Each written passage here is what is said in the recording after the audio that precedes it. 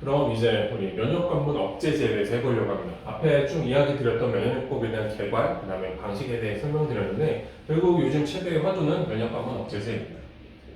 이거 말고 이제 하나 더 있는 건뭐 키트루타 정도 있는데 카티, 그거는 다음에 한 번 더 설명드리기로 하고 우선은 현재 가장 포커스와 가장 중요도가 되어 있는 면역관문 억제제에 대해서 한번 알아보려고 합니다.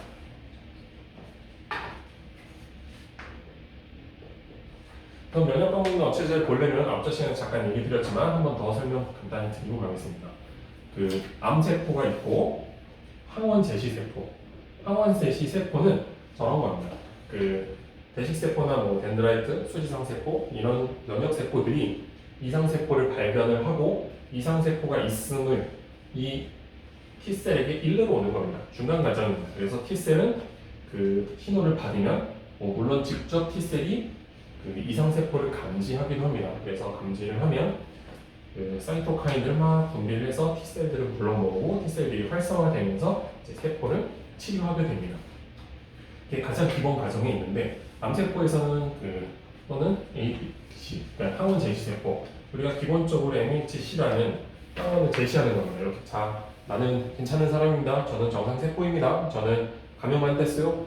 근데 얘 없네? 얘는 비상정신인 걸 들고 있네? 그럼 이제 T셀이 공격하게 되는 겁니다.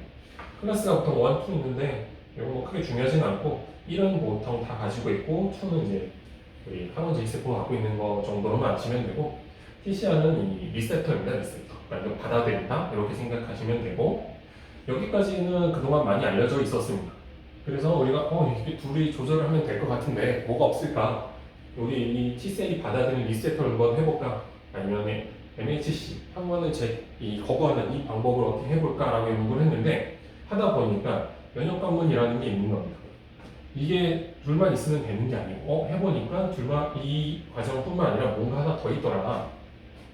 그래서 T셀에서 뭐 APC 둘이 연결할 때 보면 그 리간드 지금 현재는 CD80 86으로 알려져 있는 이 리간드가 CD28과 결합을 같이 해줘야 T셀이 반응을 하고 만약에 여기로 안 가고 CTC레이와 결합을 해버리면 APC가 작동을 안 하는 겁니다.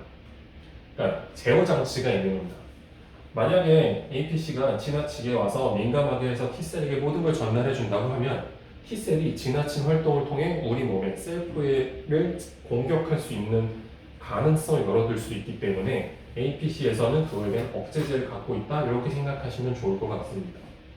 그래서 뭘 했냐면 그러면 이 억제하는 TTLA4를 눌러서 작용 못하게 잘라내면 이상을 발견하면 바로 T셀이 움직이고 활성화 코드로만 가게끔 만들면 좋지 않을까 해서 만든 게 TTCA4 억제제입니다. 근데 이게 좀 단점은 T인프의 초창기, 그러니까 좀 앞전에서 많이 이 반응이 일어나다 보니까 아무래도 그 말단, 암세포까지 가서 반응하는데 아무래도 한계점이 좀 있었던 것 같습니다. 그래서 생존 기간도 좀 늘었지만 부작용도 좀 있었고 특히 이제 추후에 PD1 억제제가 나오면서 CTCA4는 좀 많이 안 쓰는 추세라고 합니다. 그래도 그 가능성은 많이 있기 때문에 지금도 뭐 병행치료나 다른 데 보조적 요법을 좀 사용하는 걸로 알고 있습니다. 여기도 현재 많이 연구되어 있는 파트고 그러면 또 다른 면 한쪽에 그냥 암세포가 직접적으로 만났을 때 아까 여기에서 얘기한 거랑 같습니다. 항원을 제시했고 그거를 인지를 했고 T셀이 오는 것까지는 같지만 그걸 억제해주는 PD1이라는 작용 리셉터를 하나 더 가지고 있는 겁니다. T셀이 가서 감작을 해서 거기서 하지만 좀 애매하네 하지 말까? 또는 암세포가 면역 원성을 회피하기 위해서 얘네를 좀 억제시켜버리는 겁니다. 나 PD1하고 접촉시켜줘 라고 하는 겁니다. 그래서 그 PD1이 하는 일은 T셀이 지나치게 정상세포를 공격하기 막기 위해 만들어진 애지만 우리가 암세포가 있다면 좀 더 적극적 공격을 위해서 약물로 억지로 PD1을 눌러버리는 겁니다. 눌러버리면 이 공격을 할 수 있는 게 조금 공격하는 걸 더 많은 가능성, 확률로 암세포를 공격할 수 있게 되는 겁니다. 그렇게 해서 PD1을 억제하는 거에 대해서 최근에 가장 많은 연구가 되어 있고 여기가 현재 가장 많은 시판이 되어 있고 현재 많이 사용 중에 있습니다. 그럼 PD1만 억제할 거냐? 반대로 넘어오면 암세포에는 그에 상응하는 PDL1이라는 것도 존재합니다. 그래서 항 PDL1도 같이 많이 개발이 되고 있습니다. 물론 이게 모든 것을 완벽하게 하지 않습니다. 앞전에 시간에 똑같이 이야기 드렸지만 종양이 밀집되어 있거나 아니면 너무 많이 큰 종괴가 있다거나 하면 접근을 하는데 한계가 있고, 아까 얘기했듯이 CTLA4 같은 경우는 아무래도 좀 상단에서 또는 가능하기 때문에 아무래도 말초에서 하는 것보다는 직접적인 영향이 좀 떨어질 수도 있습니다. 그리고 면역 치료라는 게 광범위하게 들어가기 때문에 빠른 내차가 면역 질환 등등에 의해서 문제가 생길 수도 있기 때문에 아직까지는 접근이 좀 조심스럽게 하는 것도 당연하기도 합니다.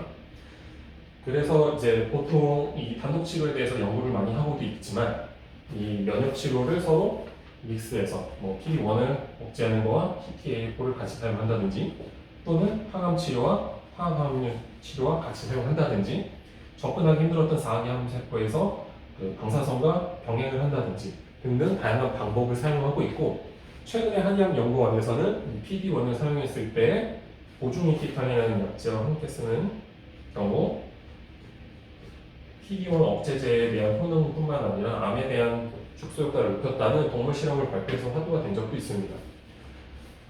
아직까지 완벽하진 않지만 많은 기대를 가지고 있고 결과를 도출해내고 있으므로 앞으로 나가는 발전 사항에 대해서 한 번 더 면밀히 지켜보면 좋을 것 같습니다.